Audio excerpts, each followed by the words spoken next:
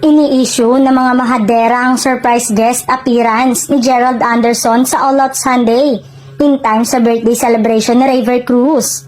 May mga nang intriga na di umano'y nagparamdam daw ang aktor sa GMA7. May mga nagtanggol naman sa binata na hindi dapat bigyan ng ibang kulay ang pagtawid ni Gerald sa nasabing istasyon para batiin ang kaibigan. Eto ang ilan sa mga hirit ng netizen. Nagparamdam si Kuya sa GMA, baka over the bakod na. Oo nga, matagal na siyang walang project sa ABS.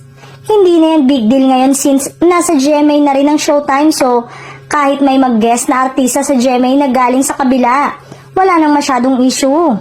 Why not? Uso na naman ngayon ang collab. Parang wala namang offer. Nag-guest din siya sa reunion ng Pinoy Big Brother. Samantalang, trending ang aktor at pogi points para sa mga netizen ang pagmamalasakit na ipinakita ni kapamilya aktor. Matapos na lusungin ng baha at tumulong sa pagligtas ng isang pamilya na natrap sa baha sa loob mismo ng bahay sa Quezon City.